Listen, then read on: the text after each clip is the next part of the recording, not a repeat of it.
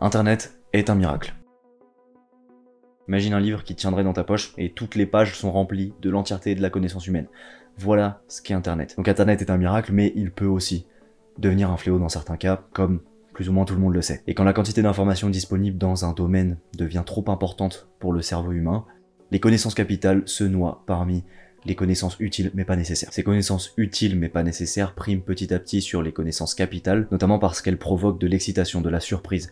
Lorsqu'elles sont découvertes, elles captent l'attention. Et étant donné que capter l'attention est la règle numéro 1 pour la transmission d'informations, lorsque les connaissances capitales ont été vues et revues, on en parle moins et leur valeur diminue aux yeux des gens. Les connaissances utiles mais pas nécessaires sont donc utiles.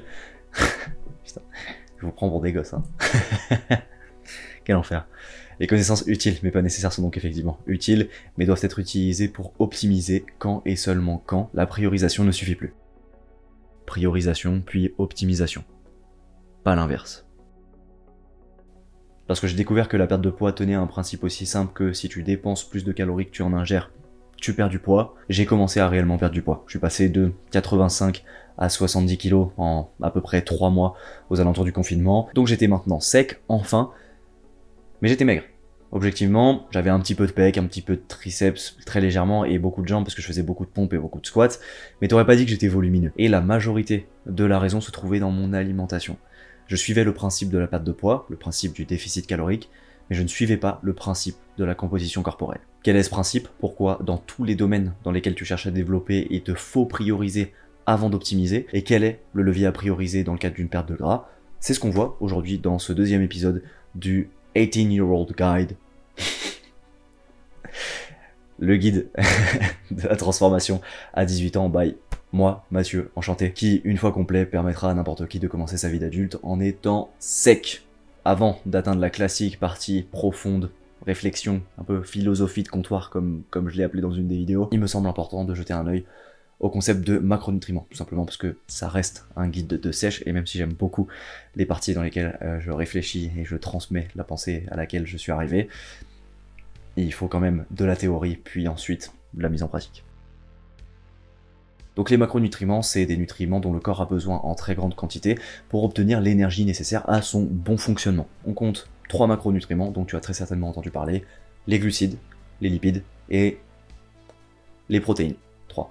On parle aussi souvent du 4e macronutriment qui serait l'alcool, dont on ne parle pas énormément forcément dans ce genre de guide, enfin dans ce guide en tout cas, étant donné que sur le plan nutritionnel il n'est pas extrêmement intéressant. Il est d'ailleurs franchement inintéressant. Pour comprendre la fonction et le rôle de chaque macronutriment dans le corps, je vous invite à aller regarder un article de MyProtein que je mets en description, tout simplement parce que pour moi, dans le cadre tout simplement d'une perte de gras, il y a un seul macronutriment sur lequel il faut se focaliser. Donc les macronutriments rapportent l'énergie nécessaire au corps pour fonctionner, et ils n'apportent pas tous la même quantité d'énergie au corps. On se rappelle dans la vidéo précédente qui s'appelle « Le secret de la perte de gras, ça n'existe pas », ou de la perte de poids, ça n'existe pas. C'est la vidéo juste avant, qui est la première de ce guide, entre guillemets, pas forcément peut-être la plus importante.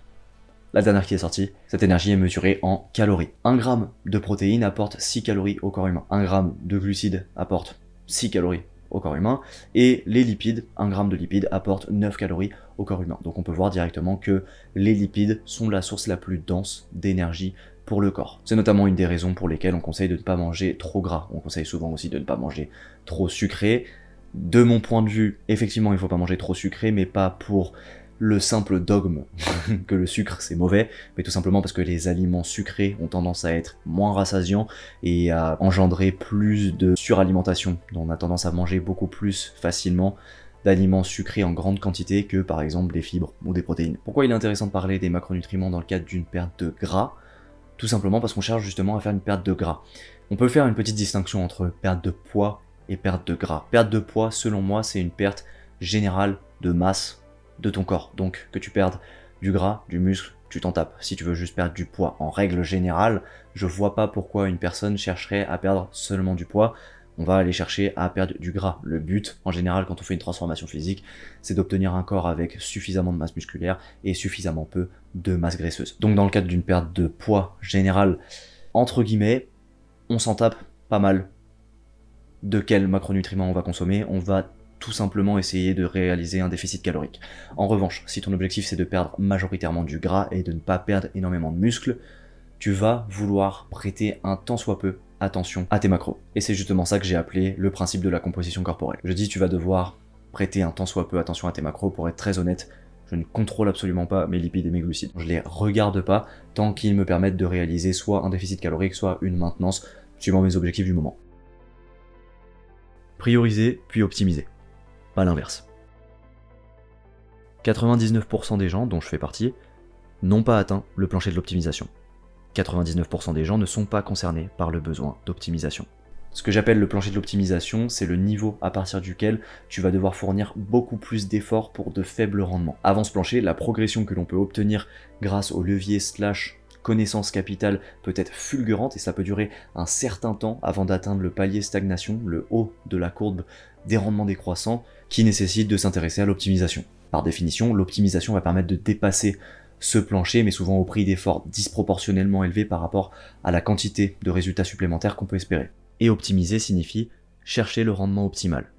Est-ce qu'on peut avoir un rendement optimal lorsque l'on n'active pas les leviers qui apportent le plus de rendement? Absolument pas. Pourtant, beaucoup de gens se tournent vers des solutions d'optimisation bien avant les solutions de priorisation, à savoir les solutions qui vont apporter le plus de résultats pour, entre guillemets, la moins grande quantité d'efforts. Attention, je ne nie absolument pas ce que j'ai dit dans la dernière vidéo, à savoir, il faut faire des efforts et c'est une constante dans la vie humaine, mais plutôt qu'il faut justement utiliser et tirer un rendement de ces efforts le plus efficace possible, justement si possible. On va voir des personnes qui supplémentent pour améliorer leur qualité et leur quantité de sommeil, alors qu'ils n'ont pas mis en œuvre les outils comportementaux et drastiquement moins sexy, qu'on s'entende, qui leur permettraient très certainement de résoudre leurs problèmes. Dans le cadre de ce genre de vidéo, un exemple d'optimiser avant de prioriser, ce serait de m'acheter un putain de setup avec une énorme caméra, un énorme micro, des néons derrière, des trucs de fou furieux, j'aimerais trop. Sans avoir aucune audience et sans m'être prouvé que j'étais capable de créer du contenu régulièrement et sur une longue durée, c'est-à-dire finalement de faire ce qui est le plus important, à savoir sortir une vidéo. Et évidemment, cette discussion, elle s'applique à tous les domaines, mais elle est particulièrement importante dans la perte de gras selon moi. Tout le monde semble avoir un avis sur les meilleurs comportements, les meilleures habitudes, les meilleures diètes. Tu dois pas jeûner le matin, il faut absolument manger. Le matin, c'est mauvais de ne pas manger le matin. Qui a dit ça? Sur quelle base? Ah, si tu manges trop de glucides, tu vas augmenter ton taux d'insuline et du coup, tu vas favoriser le stockage des graisses. D'ailleurs, moi aussi, j'ai cru à la théorie de l'obésité expliquée par le modèle de l'insuline. Où j'ai l'impression qu'il y a quand même énormément de preuves scientifiques, et si vous voulez je mets le lien d'une chaîne YouTube qui explique beaucoup ça, mais du coup qui montre que ce modèle ne tient pas la route. Dans le fond on s'en branle. Oui, il y a des aliments qu'il faut absolument éviter, qu'il ne faut pas manger. Tu rigoles, tu vas pas prendre un cookie mec, tu manges healthy ou quoi? Frère. Oui, si t'es vegan tu peux pas prendre de muscles. Réellement, s'il y a des bodybuilders vegan dans le monde, parce que oui, il y en a, c'est que si tu peux prendre du muscle en étant vegan, sinon pourquoi il y aurait des bodybuilders vegan? De la même manière, si tu peux pas manger de cookies ou qu'il y a des aliments que tu dois absolument supprimer de ta diète, pourquoi il y a des bodybuilders qui suivent une diète flexible? Je suis désolé, mais toutes ces croyances qui en général sont basées sur absolument aucune preuve, en tout cas pas de la part de la personne qui les professe, si on peut dire, c'est de la merde.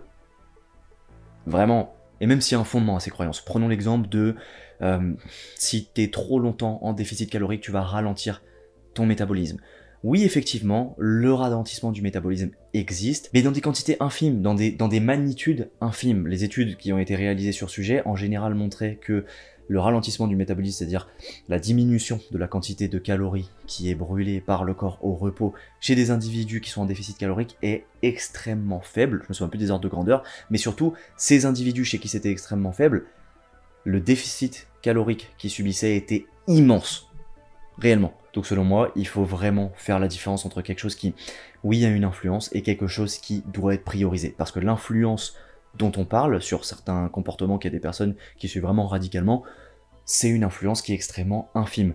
Si typiquement mon ralentissement métabolique il est de l'ordre de 30 calories par jour, je m'en carre. Par contre, le fait de faire des 10 000 pas, ça c'est quelque chose qui peut être prioritaire, parce que ces 10 000 pas, ils vont représenter presque, je sais pas, 400 calories. Qu'est-ce que tu préfères? Lutter contre un mécanisme qui va diminuer de 30 calories ta dépense calorique par jour, ou alors prioriser une action qui va te permettre d'améliorer tous tes indicateurs de santé, et en plus, d'améliorer grandement ton dépense calorique par jour. Donc comme je le disais, même s'il peut y avoir parfois un fondement derrière certaines croyances, ce qu'on fait réellement quand on les applique à la lettre sans les questionner et sans les remettre en cause, c'est qu'on, entre guillemets, dogmatise, on élève au rang de principes, des pratiques, des mécanismes qui, oui, ont une influence sur notre corps, mais sans réaliser que cette influence est très probablement infime, et sans prendre en compte que cette infime influence n'a aucune importance pour nos objectifs. Donc selon moi, il faut arrêter d'essayer d'optimiser tout à tout va, tout simplement parce qu'en général, dans la plupart des domaines et pour notre niveau, c'est une perte de temps et d'énergie énorme par rapport au rendement qu'on va pouvoir espérer de cette optimisation. L'approche suivante est plus efficace et plus cohérente.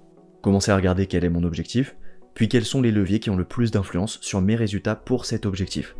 Donc toutes ces diètes, comportements qu'on nous conseille sans trop savoir d'où ils viennent, aliments magiques, tout ça, en général c'est juste des outils pour suivre le principe. Suis les principes grâce à des tactiques.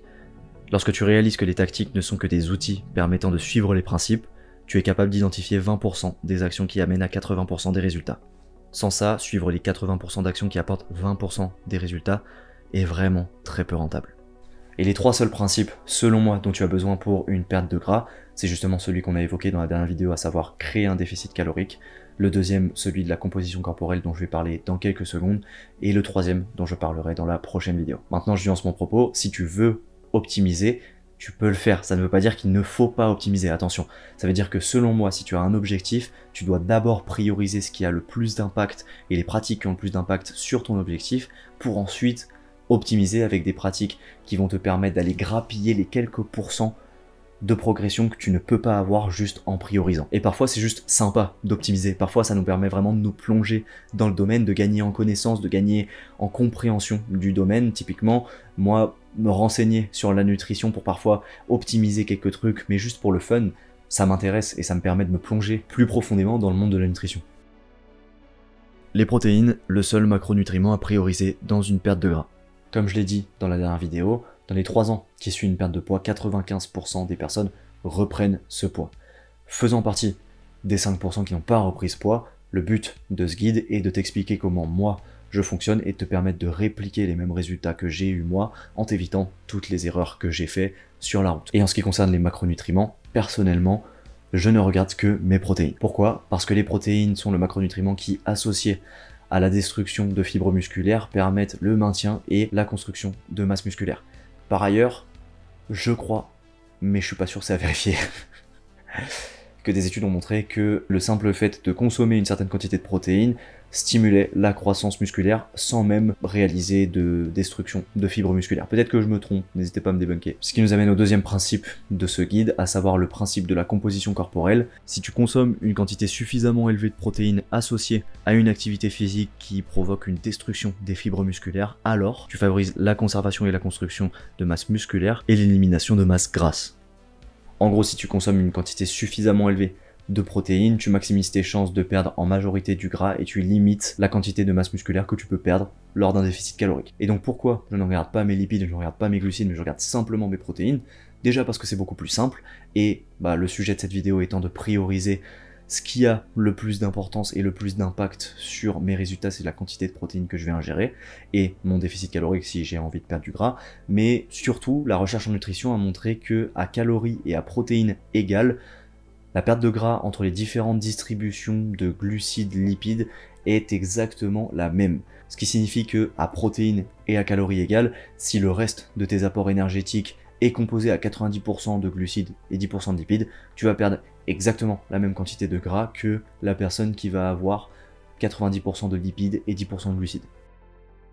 L'information à retenir de cette vidéo d'un point de vue développement global, c'est que dans n'importe quel domaine où tu vas chercher à te développer, il est important, il est même capital de prioriser avant d'optimiser, de favoriser les actions qui vont avoir le plus d'impact avant d'utiliser celles qui vont te permettre de grappiller les quelques pourcents qui te permettront de devenir encore meilleur. Et en se plaçant dans la perspective de ce guide, le principe à retenir est celui de la composition corporelle, à savoir si tu veux perdre du gras et maintenir et ou développer ta masse musculaire en même temps, alors tu dois consommer une quantité suffisante, suffisamment élevée de protéines. Par ailleurs, je me rends compte que j'ai pas du tout précisé ce qui était une quantité suffisamment élevée de protéines. Il semblerait qu'une quantité optimale de protéines pour favoriser le maintien et le développement musculaire, ce serait entre certaines sources disent 1,6, d'autres 1,8 et 2,2 voire 4 grammes de protéines par kilo de poids de corps. Donc en gros, ce que je te conseille et ce que je fais moi personnellement, c'est que j'essaye de consommer 1,8 g de protéines par kilo de poids de corps. Évidemment, il ne faut pas devenir draconien sur ce chiffre.